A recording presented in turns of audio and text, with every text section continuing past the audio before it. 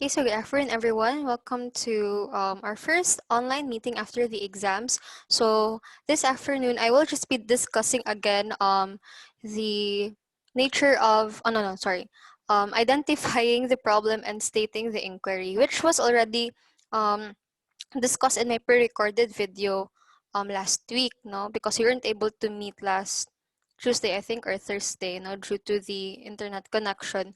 So I will just discuss it again, but this time, no, in the pre-recorded video, it was not yet finished, no, part 1 na to siya, but this afternoon, I will just complete everything.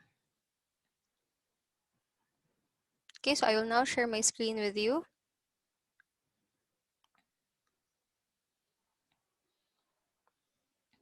Okay, so I will just discuss again identifying the inquiry and stating the problem. So we will start with the research process. For those who have already seen the pre-recorded video, so you are already familiar with the concept map, diba? For those who were not able to see it yet, so we will discuss it again. So the concept map is basically just a representation of what is the research process. So it's not yet enough class nga, since you have already formulated your research title, you need to have, or you need to establish rather your at least 3 to 5 research problems that you would like, no, um, to explore, no, by the end of your research. It's really important class nga right after, no, nga maghiwa mo sa inyong topic, what are the 3 underlying questions nga you are really curious or you would like to find solutions to, no, nga for example, I would like to know what are the effects of online distance learning towards the academic performance of the students, but what are the specific questions with regards to that topic? So siguro ang first ako is, what are the effects? So you need to determine what are those effects, no? What are, or determine the effects, no? Or determine the factors that, or let's say determine the effects of online distance learning. So unsa man ang epekto ni online distance learning towards sa academic performance sa estudyante? That could be your first problem or first statement of the problem. Second, you would think, is there a significant relationship, no, between online distance learning towards the academic performance of the child? So meaning, maka-apekto mo siya independent and dependent variable ba? Maka-apekto ba ang online distance learning sa mga sa pag-skill or let's say academic performance sa bata? And what factors man sa online distance learning? No, imo po nang i-enumerate pod.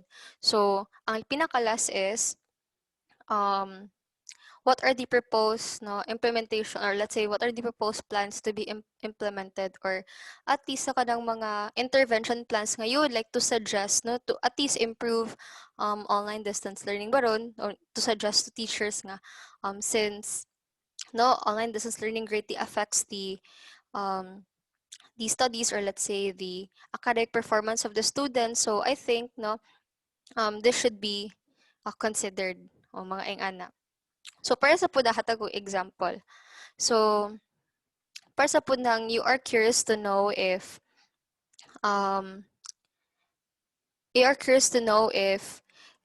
these 2 treatments makakuan ba siya, makatabang ba siya og improve sa let's say health ani nga person.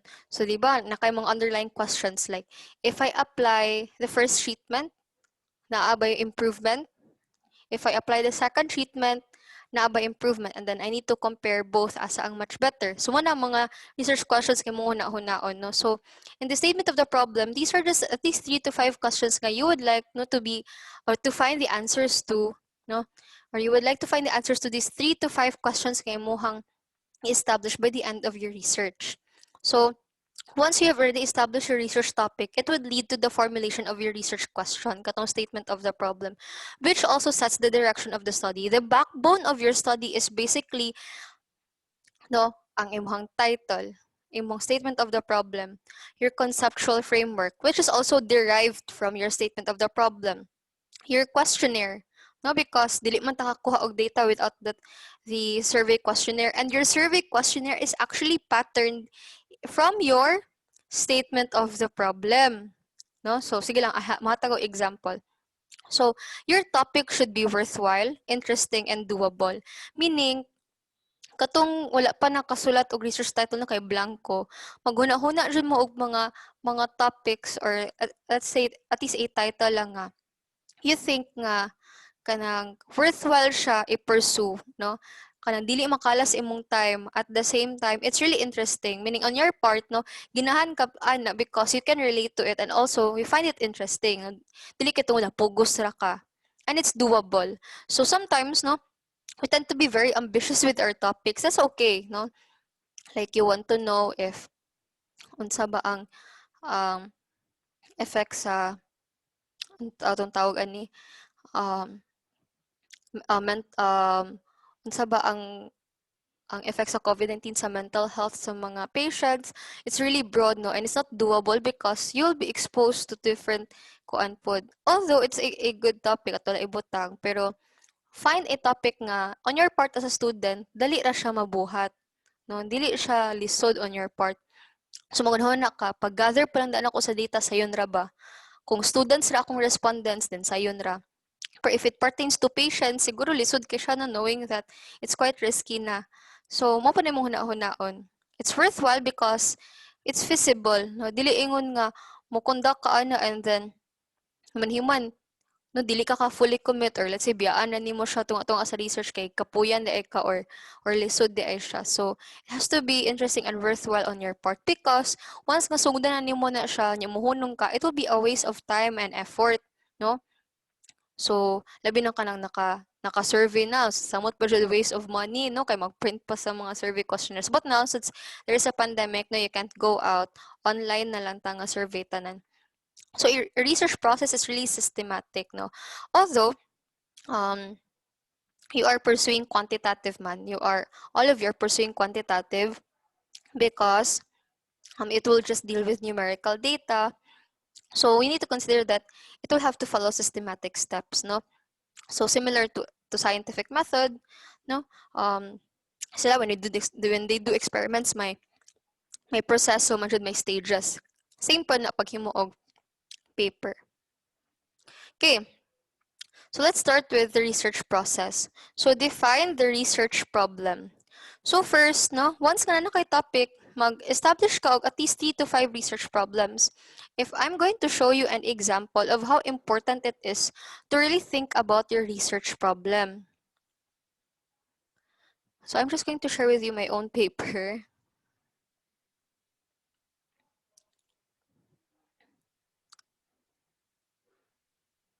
Okay. So the title is, sorry, wala siya napakita dire. So the title of my paper is, I would like to know if San Carlos City has the potential to become a destination that can host large meetings, large conventions and events, like a nationwide convention, a nationwide congress, or a nationwide exhibition, no? Instead of going to Bacolod, no, they could just go to San Carlos, no, because we can host large events. So muna kung gusto mabalaan, since we are a developing city, I would like to know if we are really ready to become a host city for large events. So muna akong title, no. I would like to know if San Carlos has the potential.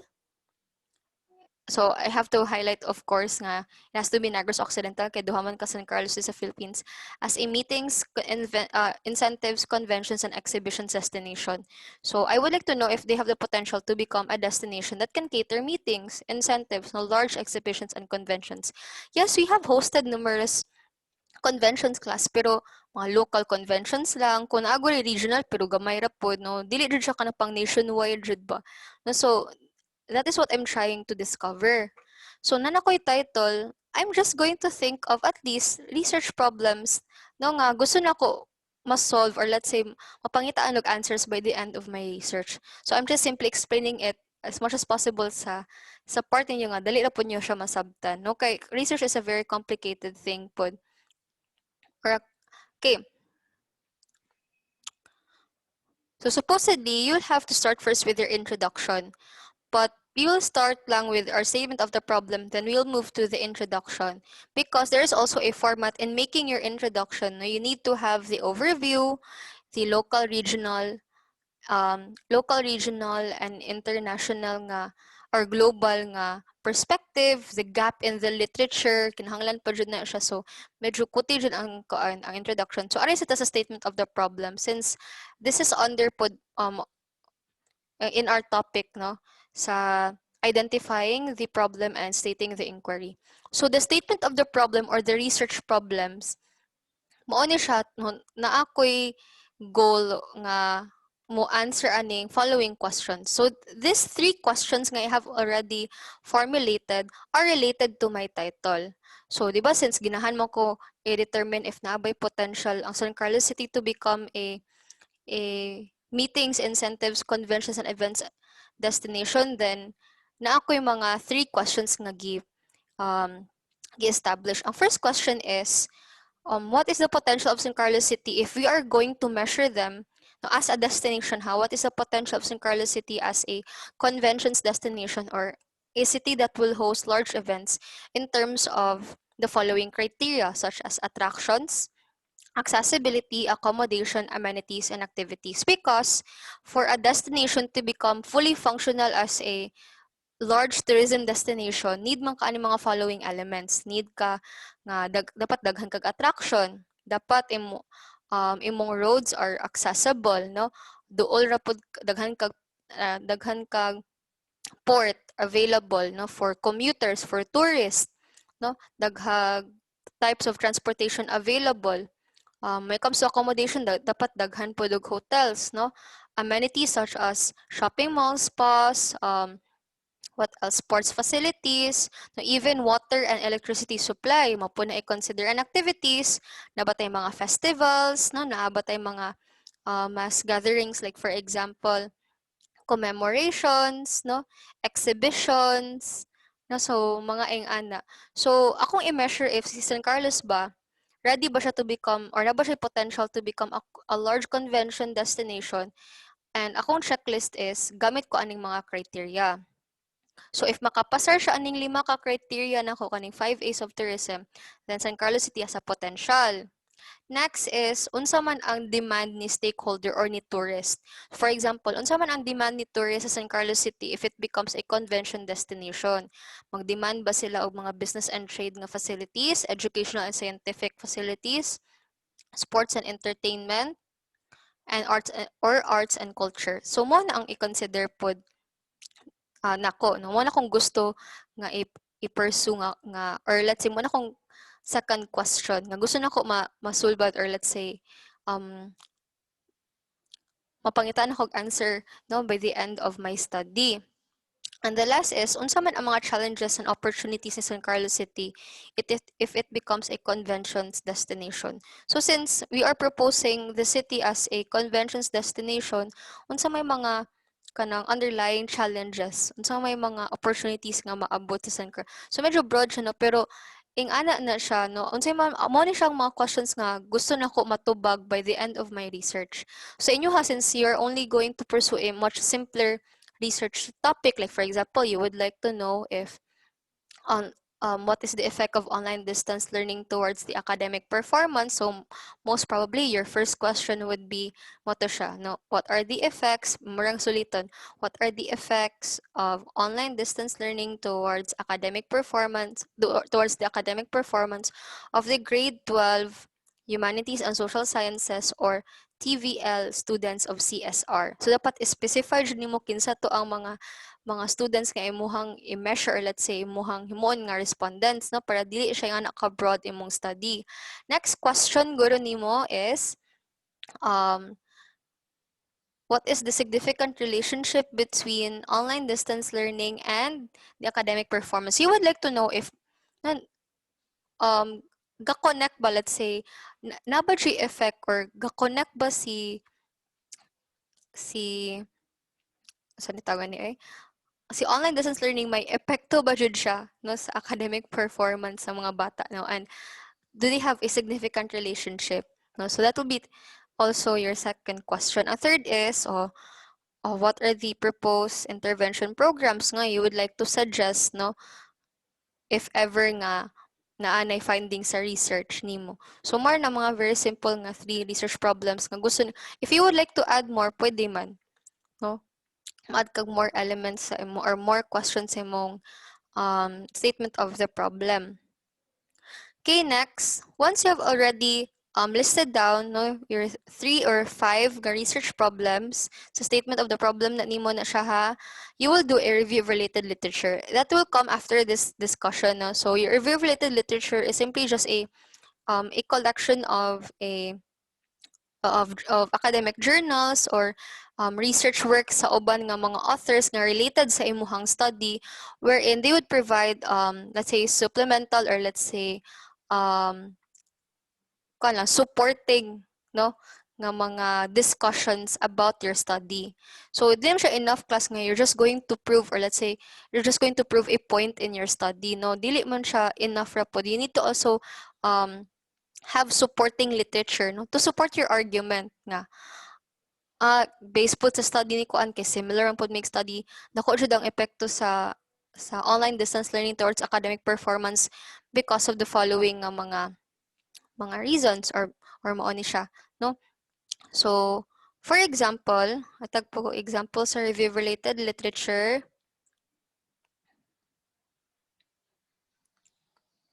Okay, so since I'm conducting my study regarding sa mysterism, so of course, no, dapat mangita po kong mga researches about mysterism. Next, since nag-discuss po ko about potentiality, no, the potential of a city to become a destination in terms of attractions, accessibility. Nangita po ko og mga related studies no or related literature nga talk about attractions no the importance of attractions, accommodation and amenities in a tourism destination. So mo na maka-further og support sa ako ang study or argument. Next, formulate hypothesis. So you have two types of hypothesis class which was found in your module 2 manon makita man to nyo dira ang statement of alternative hypothesis and null hypothesis. So usually, no, we are encouraged to have a null hypothesis because during the defense, it's much easier man to defend if you have a null hypothesis. If you're going to do an alternative hypothesis daw, no, you're going to prove a point kay mo butan dira nga there is significant relationship. So, yung man ang i-defend no unsa man jud ang significant relationship between the two variables no. So next, prepare the research design. So since it was already discussed what are the different research designs, no, what are the types of quantitative research, so most probably no pinaka-common jud is quantitative descriptive research design because you're just going to describe the phenomena. Next, collect the data. So this is where your research problem is also important. Why? Because your research problem class, at katong tulo ka book nga kong research problem, dito mo ko nag-pattern sa ako ang survey questionnaire. Kay your statement of the problem must be aligned in your survey questionnaire because of course no ang purpose ani dili man ni siya char ning tulo ka book questions. Ang purpose ani is morning mga questions nga you would like to know the answers to by the end of your research. Unya mo po nimong gamiton nga question same question sa imong survey because of course you would like to know unsang answers aning mga questions, diba? Unsa may mo pagkabalo kung dili nimo siya apply sa imong survey questionnaire.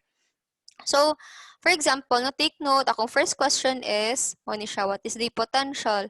So, according to the 5 A's of tourism. Example rin na siya class ha. So, dili class, sorry. Ari na lang ta. So, kaning tulo ka questions, ako siyang gi-apply sa akong survey questionnaire class. How? So, muna na siya ang tulo ka questions, no?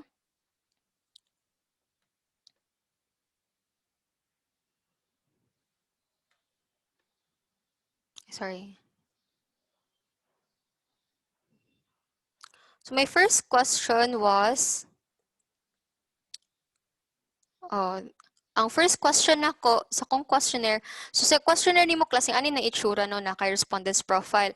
Pero sa ang kong first question, di ba, is the potential of San Carlos City as a MICE destination in terms of the 5 A's of tourism. So ako siyang gi-apply sa kong first part sa kong survey. No, wherein mo ni siya ang 5 A's of tourism, kay mo ni siya akong first question, and then gisegregate ako siya according to the 5 A's. We have attraction, accessibility. So, kani mo ni siya akong first question sa akong statement of the problem, gi-apply na ko siya sa kuang survey questionnaire. No? So, sabtan ra, di ba?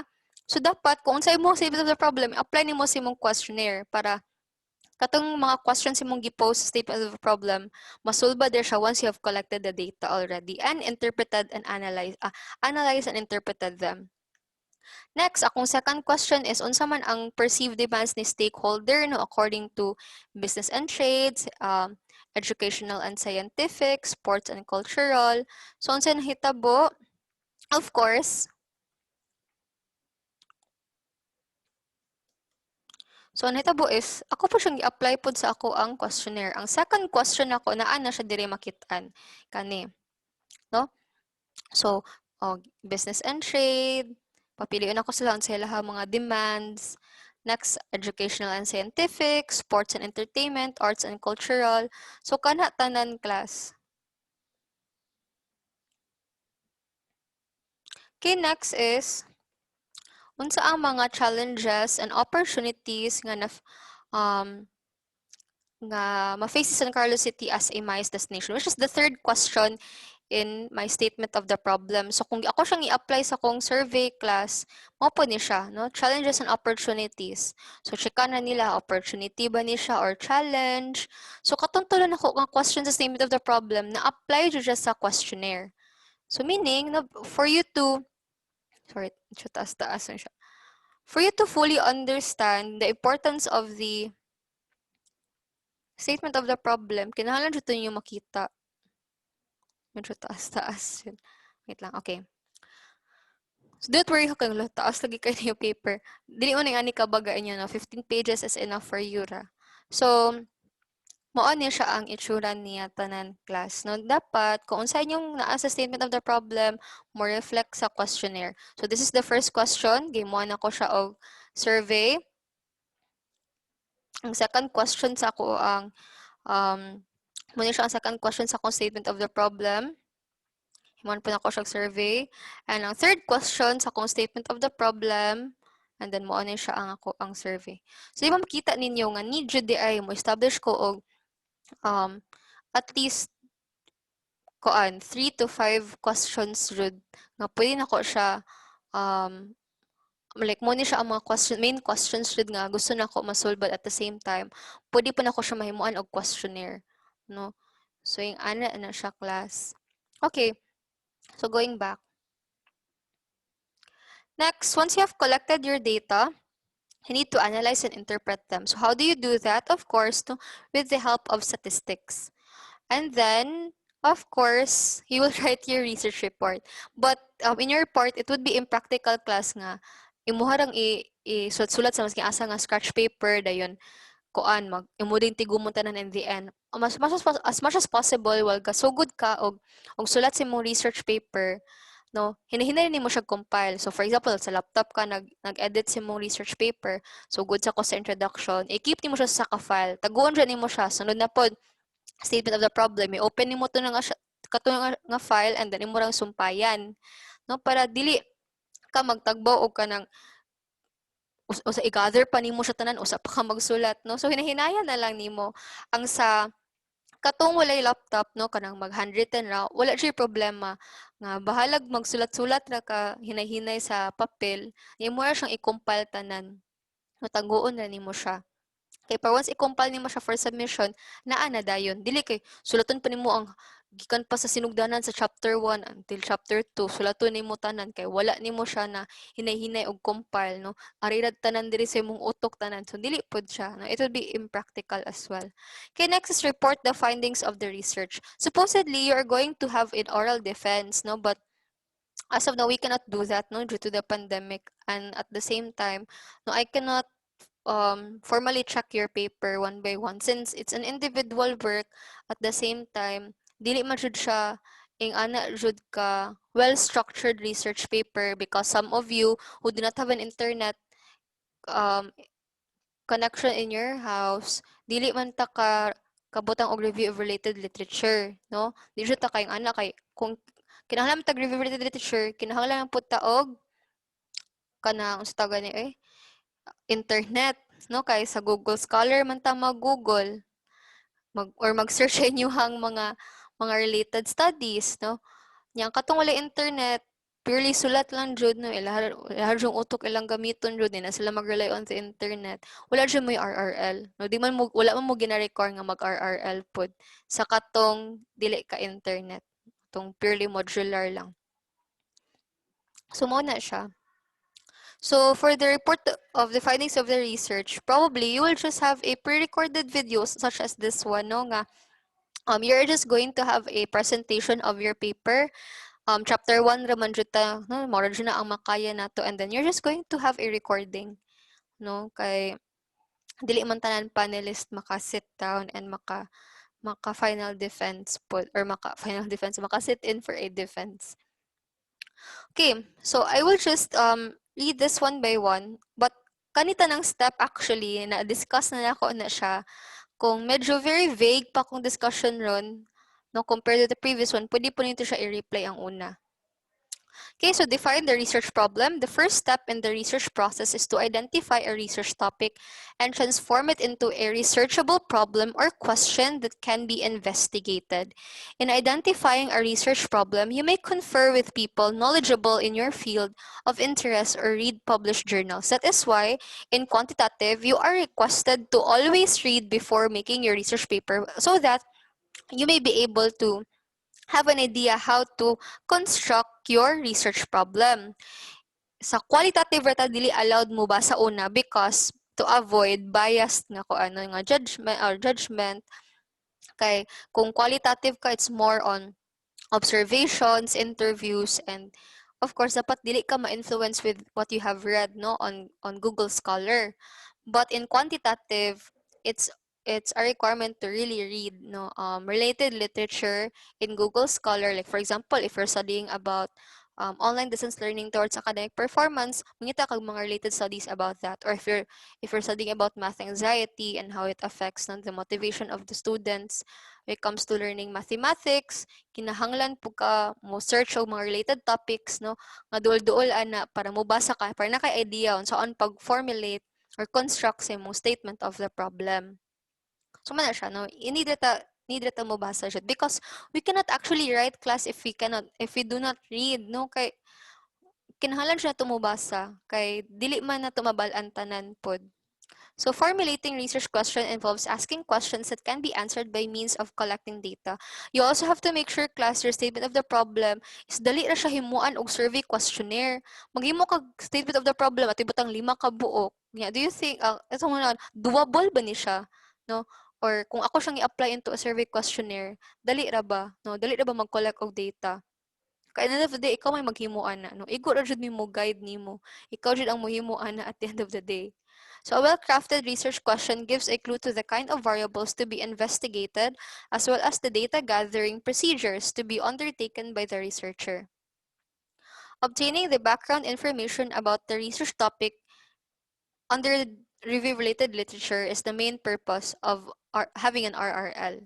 So if the statement of the problem is basically just establishing questions and has to be answerable by your survey questionnaire or can be answered by means of collecting data, and that statement of the problem is kuan na siya, no, questions that you would like to be answered by the end of your research, then you go for it, no.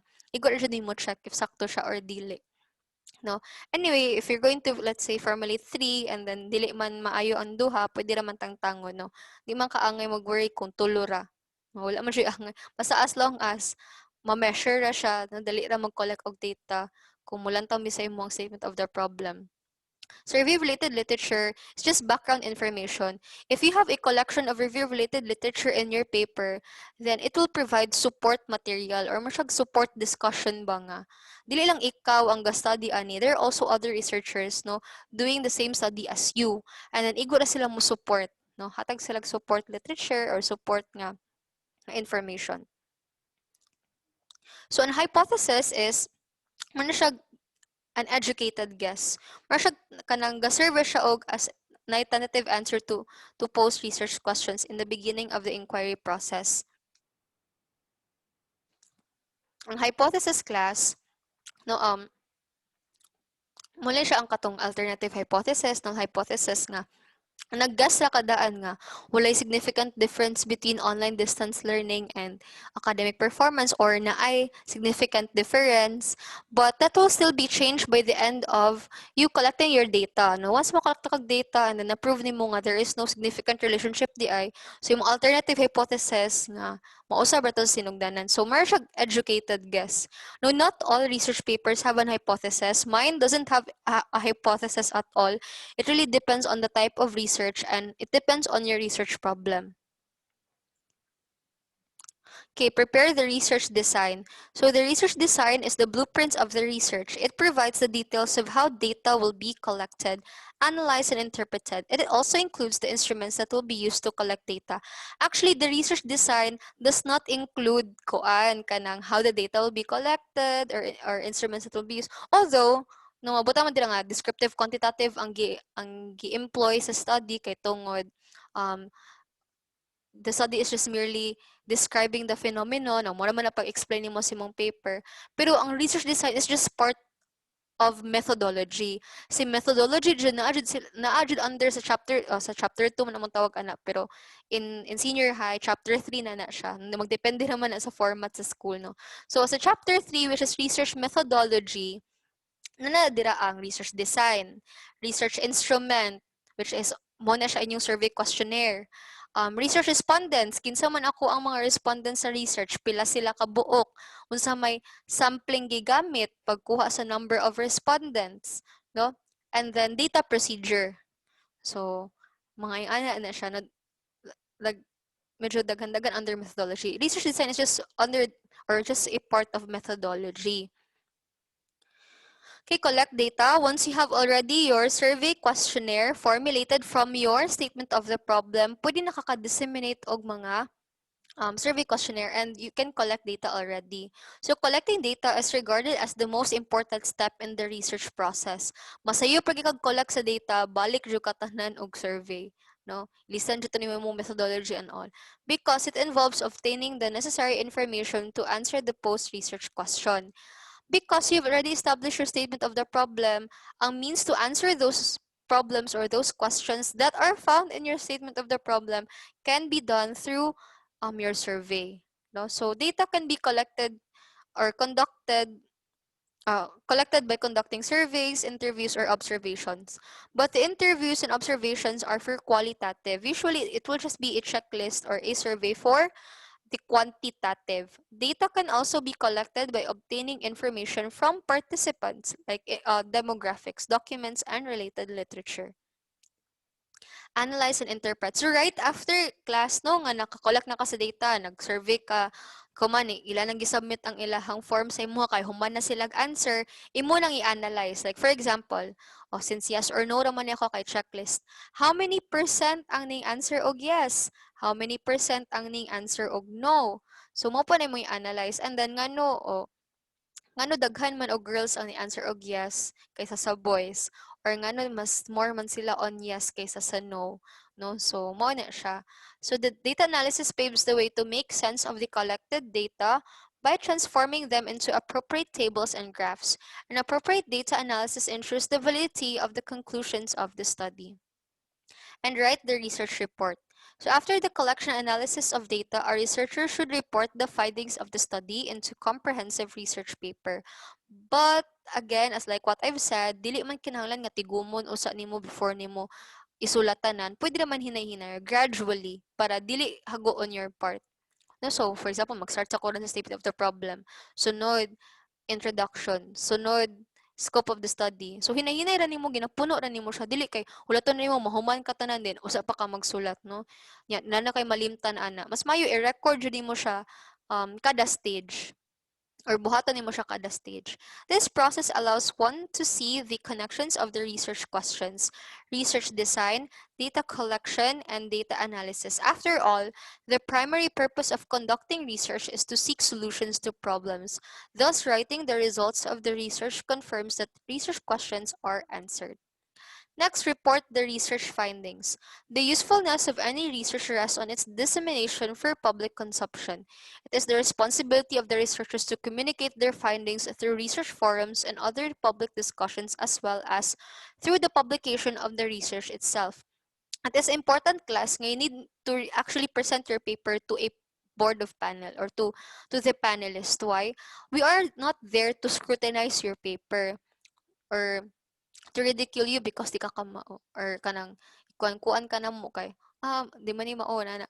Ang among purpose is to help you, no, let's say review your paper para at least free from minimal, let's say free from errors na jud siya once it will be um subjected for publication, or let's say once it will be for printing na kay it will be embarrassing on your part kas kung walay mo check sa imong research paper nya kon na siya, no, ang it's an academic paper, dili ba siya ingon nga martial project nga bahalag di magkadimao dira dawaton nila sa tanan.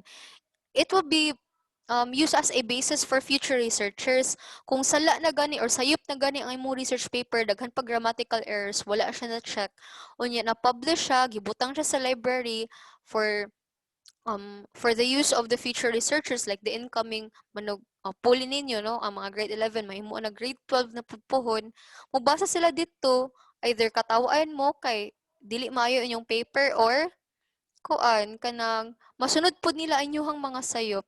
No, so the purpose of presenting it to a panel, it's because the purpose is to correct or to check your paper nga to make sure nga it's free from mistakes, so that once it will be placed in the library, it will be printed and placed in the library, no, kuan na jud siya, reliable information jud siya, no, dili jud siya ingon nga himo-himo ra. Okay, so mao na siya. So other researchers will also benefit because especially, you know, kung wala pala pandemic ron and kamo mag-conduct mo og thesis ron, magtumog library, unya sila ga thesis pud sila, kalantaw ka sa mga thesis books sa previous years, makatabang biya sa imuha kay matagaan kag idea nga ay nga naon di ay, no? So, mo pod na siya. No, you're not only helping yourself nga imong reputation as a researcher na dili madaot pod, but you are also helping future researchers so that they will also get an idea, no, from you. Okay, let's now proceed to the characteristics of a good research topic. So, first, select a topic that interests you. Moto kung giingon sa interesting siya on your part, worthwhile siya. Dili siya kanang koan, no? Dili siya too broad or dili siya kanang ingon nga dili siya feasible kay tungod broad kay siya nga topic or impossible kaayo siya, no, or murag dili siya feasible kay tungod mag kuan siya, no, kanang murag obvious na kayong answer, no, naa na dira, ano, search a topic nga interesting siya on your part, ginahan ka mag-study ana nga topic pero feasible siya.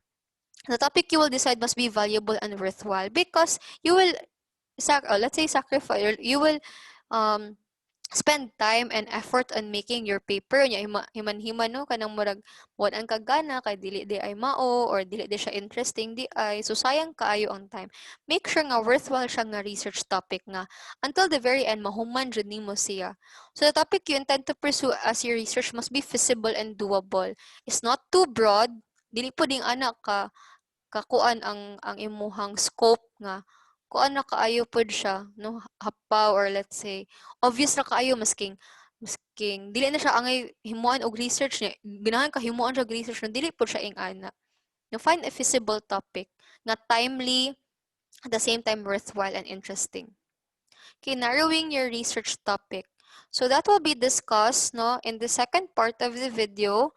So naay isa example dire, no, unsa ana ko pag-identify sa kung title or topic. Okay? So, for meeting your questions, that will be in the second video. Okay? So, I will just pause the video and then please make sure to watch the second video after this one para masumpayan ni siya akong gi-discuss. Okay, thank you so much.